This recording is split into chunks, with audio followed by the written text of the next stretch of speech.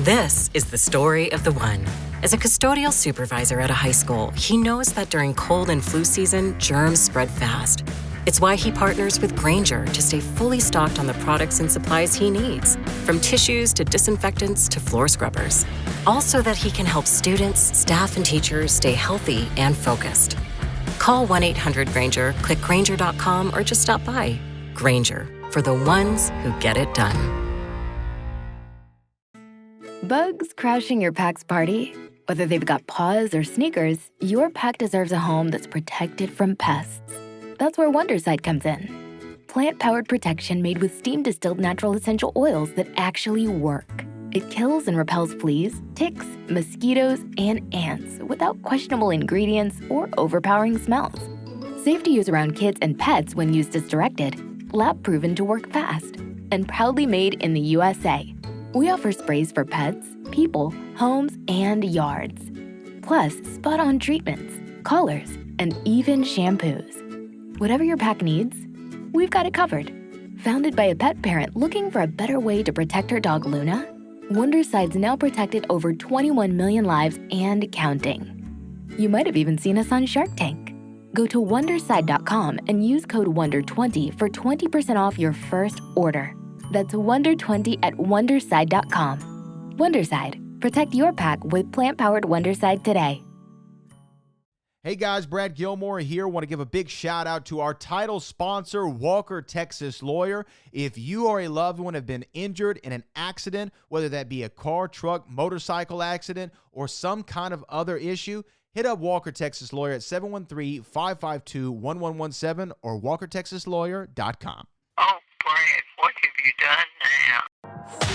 Broadcasting live from Houston, Texas, and around the world. TV host, best-selling author, and radio personality Brad Gilmore brings you a collection of conversations with stars from movies. Matthew McConaughey. Brad Gilmore. Mark Wahlberg. Hey, how are you?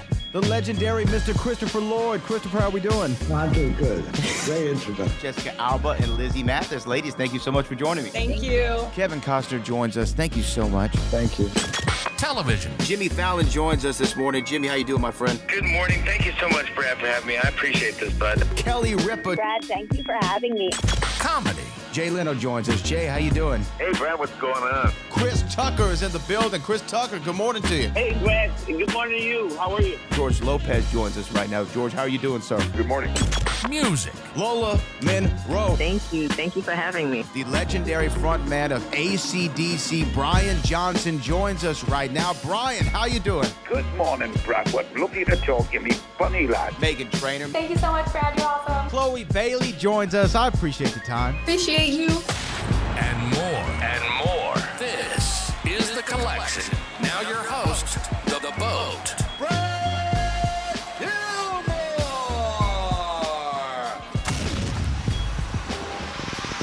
Well, joining me right now, you've seen this actress in so many projects over the years. She's incredible talent, incredible singer, and she's bringing it to us again with the new film, Waltzing with Brando. Tia, thank you so much for joining the show.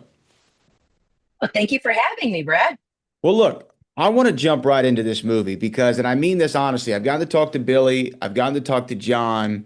This is one of my favorite movies of the entire year. I just loved being able to vibe with this film. Now it's coming out. The people can see it now. How do you feel about it finally getting out there to the public?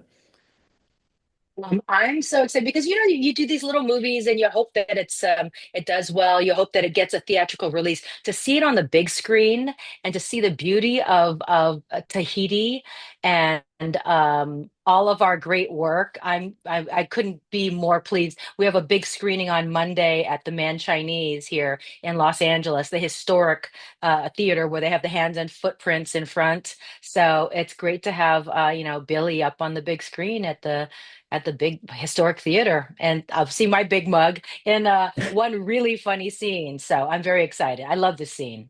Yeah, the scene is great, and I want to talk about obviously Madame Leroy and everything that you did in this movie. But Tahiti itself, what a beautiful backdrop for this film. And I Yeah. think, I mean, obviously getting to shoot there made it even more impactful and brought that authenticity. Talk to me about Tahiti. Um, it's like another character in the film. You can't double any place else for Tahiti. It's pristine. The air is sultry. It's, just the heaviness of the air. As soon as you get off the plane, it's like you're in an oven, but like a moist, sensual oven. I mean, Tahiti's gorgeous. I want to go back there. You don't even understand how beautiful it is. And that was just Papeete. And they got to go to, Tetiaroa and Moorea, which is even further flung. It was a gift getting to be there.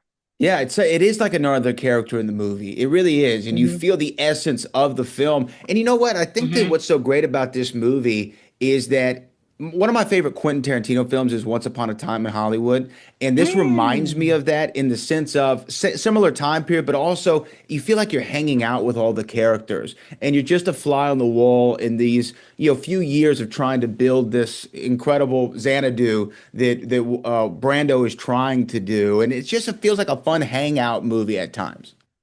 Yeah, and it's what's interesting. I As well versed as I am in Hollywood history, I didn't know most of this stuff. We all knew that Brando, declined his Academy Award and sent Sachin up there to shine a light on Native American, issues. But he was the first ecologically minded, a person in the Western world, and he was so visionary, making sure that there was water and that it was clean, and that that the first eco lodge, and now it's a huge business, multi-billion-dollar business, and he was the first guy, and everybody thought he was a crackpot. So I loved learning about that and about how he was trying to figure out clean water sources, which is nudge, nudge, wink, wink. We know the scene. And to see what he went through at the same time as the Godfather, and it. I think people, film cineasts, people that love film will want to watch this movie just for that, to understand more about the man and the myth and that timeline. It was fun hanging out in this era. Yeah, yeah, you're right. Because I think I had this, preconception of who Marlon Brando was because he's such a great Mhm. dramatic actor, and you think of him in The Godfather and Superman, and you think about the Academy Award moment, but you don't realize that he was kind of just a fun guy at times. He was just fun, and Billy brings the fun That out love in him. beautiful women. Well, yes, yes, That love absolutely. beautiful island women. Yes. Wait, well, he had just such a fun essence about him, and I think that that's what Billy brought more than anything is just figuring out who this guy was from a completely different perspective than I think Hmm. anybody's ever talked about him in. Hmm. Yeah, the charm and the wink in his eyes. I mean, I got to work with Brando on a little movie up in Montreal many years ago, and he was a character. He was a, kind of troublemaker, had a funny sense of humor to him. So I love seeing that part of him in this film through Billy. Well, talk about your relationship with Billy. Had y'all worked together prior to this movie? How well did y'all know one another? I've known him for, oh gosh, I don't know, 20, is it 30 years? Yeah, probably 30 years. But I mean, we're both like actors that always, we did our stuff. We just kept working, and we'd see each other at parties, and we knew each other socially and stuff like that. But we had never worked together until this. And even now, I still haven't worked with him because I worked with John Heater in my scene. Right, So right. one of these days, I'll work with Billy. But John also, Yeah. I feel like, is so good in this movie. This is maybe his best Yes. performance in several years. And not saying that he hasn't done great work, but this one, he really brings it as Bernard. And it's so fun to watch his character kind of try to maneuver his way through the island of Tahiti. Well, and also it's so wacky and zany, all the stuff this poor guy had to deal with. And it's true. It was like, if you think about how wild and untouched Tahiti is now, think about when these guys were doing their building. He didn't know when he got off the plane who he was dealing with. I mean, who's who? Is it true what they're saying? Is it, how do I buy this land? And it was a wild, wild west. Yeah, it was. And even his first interaction with Brando, he wasn't sure what kind of guy he was dealing with because Brando was kind of a prankster. So it's interesting to say that when you worked with him, you kind of picked up on that sense of he was a little Yeah. bit of a troublemaker, like to have some fun. Were you intimidated to be around him? Oh, certainly. I mean, this was Yeah. towards his later years, Yeah. and so he was very large and Hmm. unhealthy at that point, which was sad. But I came on set, and we're supposed to do like a one-page scene. I'm just an insurance adjuster trying to give him his check, but he didn't give me the paperwork that he was supposed to give me. And so we had this whole conversation. Like he goes, "Are you an island girl? You look like an exotic. Are you from Tahiti? Are you from?" I was like, "What's going on here?" I'm looking on the other side to like at the director, like, "Okay, I'll just stay improvising with him and see if it comes back around to the dialogue on the scene that I memorized." So we had this like whole meandering, I don't know, 15-minute scene about what island I'm from and that his kids and his family and just so it got cut from the film, but I had a blast. We You never know, got to the part where I give him the check. He snatches the check out of my hand and he sticks it in his shirt. He goes, "Now I have it. How are you going to get it back?" I'm like, I don't know what to do. well, his Yeah. unpredictability is another part of his charm, right? Is you never know what you're Yeah. going to get from him, and you see that in this movie. Okay, let me ask you this: more intimidating to work with Brando or Connery? Brando, definitely, because he's so well, also because Sean Connery, I got to be at a big table read Sure. with everybody, Harvey Keitel, Steve Buscemi, the Oscar nominated director, all these amazing people, big room. Sean Connery, everybody's laughing, talking. The doors open, double doors open on the conference room. In walks Sean Connery and looks around, and a hush falls over the room. And then he says something funny, and everybody starts laughing, and then we carried on. But it was, that kind of broke the ice. I think he knows, Sean Connery knew when he walked into a room that he comes in with that legend energy, and he has to just poke a hole in it to release the tension. So Oh, he was very, very nice. yeah, I loved beautiful. working with him. I'm sure. I'm sure you Yeah. got to work with Yeah, so the many late great legends. Sean Connery. There he is. Ooh. There he is, right there. Yeah. Madam Leroy, talk about this scene. Yeah. So when you read this script and they send it to you, it comes to you however it does, and you read it, do you go immediately like, "Oh, I'm all the way in. I want to do this so bad." Oh yeah. With this one, definitely. And I also came up with some other bits, that certain word that I say in the scene. I added that in like the mispronunciation because I was reading it out loud, memorizing the lines, and that pronunciation came out. And I started laughing because I thought it was hilarious. And and I said to the director, to Bill Fishman, I said, "Hey, is it okay if I riff on this?" And Bobby goes, "Yeah, yeah, sure." And so I just go with it. And I was cracking myself up. And I love that everybody loves it too, because it was just one of those serendipitous moments where you stumble upon something and it becomes comedy gold. Well, and it's got to be freeing as an actress to have a director who just allows that freedom, especially in a film like this where you can just kind of riff and have fun and see where it Yeah. goes. hmm it made it much more naturalistic, and I'm sure Billy and John did the same thing. Sometimes words, written on a page, when you say them, it doesn't feel real coming out of your mouth. So it's great that Bill's open to that sort of reinterpretation in your own voice. So I love that he was open to collaboration because it's basically a one standalone scene. It could Right. be just drop it off. Here's the funny, and then you continue on with the story. So he was willing to go with it a little further than it even started out as. We made it crazy, and then I love that when I walked into the house, you see I walk in front of some horns, and that was quite by accident. He's framing up the shot, and I walk in and I stand at this place, and he goes, "Oh my gosh, a little bit to the left, a little bit to the right. Oh yeah, perfect, right there." And then he goes, "Wait till you see this." So like my accent with that word, and then this, the horns coming up, it's hilarious. I'm sure you can't wait to see that at the Chinese theater, Yeah. like with a whole Yeah. crowd, because it's Yeah. one of the memorable moments, standout parts of the film, obviously, for Yeah. and people will see it when they see it and understand Yeah. why. Come on out, Brad. Come to LA. It's Well, going you to know be what? If I can come with historic. you, I'll be there. Um, Yes. I can get you we on the list. There we go. okay, We'll all sit thank in the you. same row. Okay, I Let me love know. it. Now, you've just had such an incredible year. I mean, $1 billion with Lilo and Stitch. Crazy in like a month, In $1 a billion month. in like a month.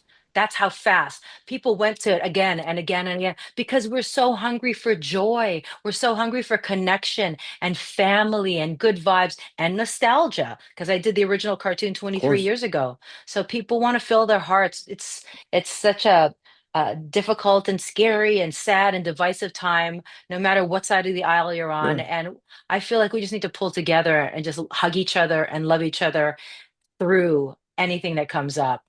But maybe it's Pollyanna-ish of me, but that's the way I see it.